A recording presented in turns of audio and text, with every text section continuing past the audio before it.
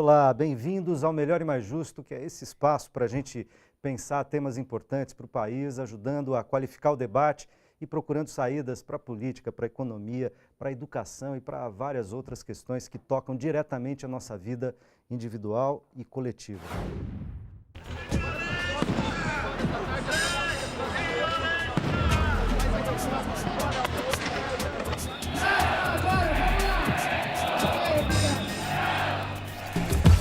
A voz que ecoa em greves pelo país vem de profissionais que batalham contra retrocessos na conquista de direitos, por melhorias nas condições de trabalho e pelo aumento da qualidade em um dos pilares do desenvolvimento, a educação. São professores vinculados às redes estaduais de ensino, lutam pelo pagamento do piso salarial e por planos de carreira, denunciam a superlotação em salas de aula, repudiam planos que põem em risco as verbas que garantiriam a futura aposentadoria dos servidores públicos. Apesar do grande volume na adesão das greves, em vários estados, os professores são praticamente ignorados por governadores, por grandes veículos de comunicação e por parcela da população. No Paraná, um massacre violento da Polícia Militar contra manifestantes reunidos em frente à Assembleia Legislativa no final de abril chocou o país. Discutir as legítimas demandas dos professores e ações que possam valorizar os profissionais responsáveis pela formação educacional das crianças e dos jovens é construir o futuro do país. Esse é o tema do debate que começa agora no Melhor e Mais Justo. Para essa conversa, temos a honra de convidar Teonílio Monteiro da Costa, o Barba, deputado estadual pelo PT, e Silvio de Souza, dirigente da APUESP e professor de História da Rede Pública Estadual. Bem-vindos! Nos últimos anos, a educação brasileira apresentou alguns avanços importantes. Os indicadores de acesso, aprendizagem, permanência e conclusão tiveram algum crescimento. O maior desafio parece ser mesmo a qualidade. E o professor é peça absolutamente chave nesse processo. Mas as greves da categoria mostram de maneira categórica que estamos longe desse objetivo. Para a gente começar, qual é o cenário atual? E para o Silvio aqui, vou emendar uma junta, o Silvio começa a responder. O que é ser professor hoje na rede estadual de ensino Brasil afora e em São Paulo em particular? Ser professor num país onde nós vivemos profundas diferenças é essencialmente ter a dimensão da importância do papel do professor, onde nós lidamos com jovens, adolescentes, crianças, que ainda procuram na escola, e essencialmente na escola pública, um caminho que conduz ao futuro. Então, ser professor é ter esta noção de que é essencialmente necessário contribuir para que a sociedade se transforme numa sociedade melhor, uma sociedade menos injusta, uma sociedade que repudie preconceitos, que repudie discriminações. Ser professor é acordar todos os dias, sem pestanejar, e ter a incumbência de transformar corações e mentes, de abrir portas, como os muitos dizem, né? Mas de transformar crianças e jovens em cidadãos. De apostar no futuro, mas num futuro onde as promessas saiam, né, do papel, que a educação deixe de ser uma eterna prioridade. Então, ser professor é isso, né? Uma eterna prioridade só no papel, né? A prioridade continua só no papel. Infelizmente, eu tenho 27 anos de sala de aula e posso dizer isso. Eu entrei no magistério com a promessa de que a educação iria mudar o país. Estou perto de me aposentar, ainda falta algum tempo, mas ainda com a mesma promessa. E ser professor é lutar contra isso, né? A ideia de que é para amanhã, nós queremos para hoje. O cenário, Barba, você que está na Alesp, na Assembleia Legislativa do Estado de São Paulo, convivendo com um cenário tanto das leis no Estado de São Paulo, quanto da gestão pública estadual no campo da educação, e vendo a luta dos professores numa greve que já dura 60 dias, quer dizer, uma greve longuíssima, porque a situação é de fato muito precária. Na verdade, eu gostaria de começar o debate por um outro viés. Primeiro, ser professor no Brasil é ser um herói, né? Haja visto as ações que o governo tomou no estado de São Paulo, com fechamento de 3.300 salas de aula, não é escola, é salas de aula, né? E abarrotando as outras salas, elas com 70 alunos, com 80 alunos. Nós temos visto as denúncias dos professores. Mas não me surpreende o que esse governo faz no estado de São Paulo, já que é um modelo praticado pelo PSDB, é um modelo de realmente daquilo que é serviço básico e fundamental para a população aonde o PSDB governa, exatamente é de tornar esse serviço uma forma de mercadológica, mercantilizar esse serviço. Precarizar esse precariza você vai precarizando, vai botando na mão do setor privado e aqueles que podem comprar esse serviço vai no mercado e compram esse serviço. Nós não estamos falando do mercadinho que vende arroz e feijão. Estamos falando de uma coisa de mercado, é uma visão ideológica aplicada pelo PSDB com eu diria assim, com muita eficácia no estado de São Paulo. Quando você pega o salário médio de um professor, está na casa dos R$ 1.925, R$ 1.975. Isso é menos que 3 salários mínimos. Então, você tem uma população de 49 milhões de trabalhadores com carteira assinada no setor público e privado, onde mais ou menos 5 milhões de trabalhadores ganham acima de 3 salários mínimos. Então, você pode ter as coisas privadas? Pode. Mas não pode ter coisa privada, que é um modelo que o PSDB quer inventar, que é botar um trabalhador que ganha até 3 salários mínimos pagando a sua escola para tirar conta do Estado, né? Então, ser professor no Brasil, e eu não sou professor, quero deixar claro aí para quem nos acompanha, né, eu sou um trabalhador de metalúrgica, dos metalúrgicos do ABC, entendeu?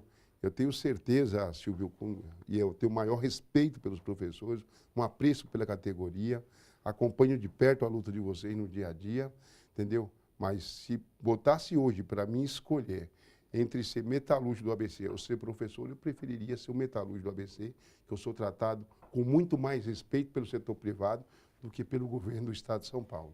Aproveitando, Bárbara, isso e devolvendo a palavra para o Silvio, Bárbara estava falando da condição salarial, que é uma das reivindicações. Sim. E uma das bandeiras da greve, porque o salário dos professores está muito defasado. Eu queria que você contasse um pouco, Silvio, para além das médias salariais, qual é a realidade salarial, quanto que o professor tem que trabalhar para ganhar R$2.000, R$2.500, R$3.000 no estado de São Paulo.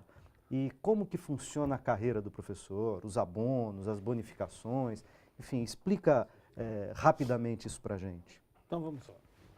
Então, olha só. Hoje, o professor ele inicia a sua carreira, e é uma carreira que ela, infelizmente, não termina após os 25 anos para mulher ou 30 anos para homem. Ela vai muito além disso, né, porque deveria terminar. A professora deveria, depois de 25 anos, conseguir ter aposentadoria. O professor com 30 anos também, mas não termina aí.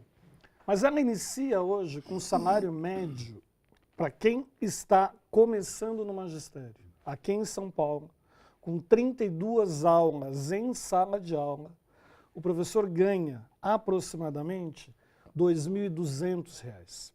R$ 2.200, ou seja, menos da metade do que disse o Alckmin, o governador, recentemente. Ele disse, o professor ganha, em média, R$ 4.500. Não é verdade, isso é um absurdo.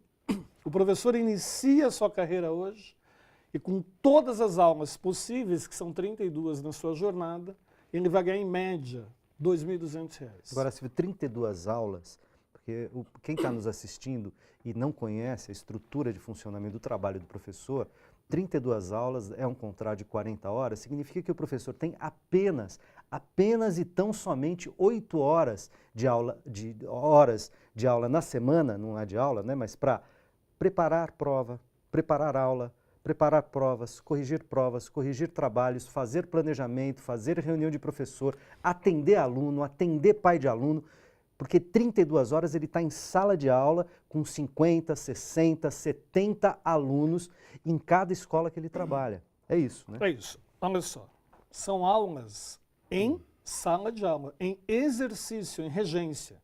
Então o professor ele tem 32 aulas com alunos, o que significa que para chegar às 40 horas semanais ele tem mais 3 aulas que são de trabalho pedagógico coletivo e apenas 5 aulas onde ele precisa preparar aulas, organizar conteúdo, corrigir provas, corrigir atividades, onde ele tem que organizar toda a sua vida em função das 32 aulas. Em tese ele deveria poder estudar, ler, ir ao teatro, ao cinema, participar de congressos. Quer dizer, os professores não são remunerados para aquilo que é necessário na realização do seu trabalho. A gente costuma brincar e dizer o seguinte, que a formação continuada do professor acontece apenas em sala de aula. Ou seja, muitas vezes é no improviso, muitas vezes é na situação que acontece de momento, ele não possui condições para conseguir ter fora da sala de aula teatro, cinema, museu... Outros cursos, educação continuada. Educação continuada, etc. E da carreira, digamos assim, no começo, final dos anos 90, vamos pegar aqui 1997 para 98, quando aprovaram o atual plano de carreira, que de carreira não tem nada. O professor ele ganhava, no final da carreira, Bárbara, quase que 180% a mais do que o professor que inicia na carreira. Hoje, esse mesmo professor não ganha nem 50% a mais. A diferença de quem inicia na carreira, ano 1 no magistério, para quem está no final da carreira, 25, digamos, 30 anos 25 depois. ou 30 anos depois, significa apenas a possibilidade da antiguidade, das evoluções que são Dos colocadas como quinquênios, sexta parte, uma outra evolução me chamam de merecimento, que é possível dentro da carreira. Então o professor vai terminar a sua carreira ganhando aproximadamente 50%, com muito... Ou seja, ele começa com 2 e termina com 3 mil reais. 3 mil e poucos reais. Ou seja, não há carreira. Não Objetivamente, existe, a carreira é quase uma fantasia. Não existe carreira. E só para alimentar isso aqui, é importante dizer, vou falar de experiência própria. Eu recebi as listas, eu estou falando deste ano de 2015, antes da greve, recebi as listas das turmas com 85 alunos em turmas do EJA, do período noturno. EJA, Educação de Jovens e Adultos. Educação de Jovens e Adultos, alunos, né, fora, digamos, da idade escolar e que retornam agora à escola, 85 alunos, 90 alunos, 98 alunos. Tivemos o caso de uma escola com 102 alunos na lista. Houve alguns desmembramentos por pressão nossa, tal, mas a origem do fato, o Estado autoriza a abertura de turmas, que são escolas de periferia, escolas de curso noturno para jovens ou adultos trabalhadores, com 100 alunos, 90, 80. Ou cheguei a receber turmas de oitava série, 9º ano. Fundamental 2. Fundamental 2, final do ensino fundamental, com 50 alunos. 8ª série com 50 alunos. Ou recebemos turmas de primeiros anos, já é o ensino médio, à tarde, com até 63 alunos, 65 alunos. E esse não foi um fato isolado. Esse fato aconteceu no estado inteiro. Aquilo que o Barba dizia. Fecharam mais de 3 mil salas de aula, o fechamento também foi possível por isso. Claro, vai ter que encher as outras e fingir que há educação, né? Porque você que já estudou ou você que tem filhos na escola sabe muito claramente que com 60, 70, 80 pessoas dentro de uma sala de aula, não há qualidade de ensino que resista sob nenhuma hipótese.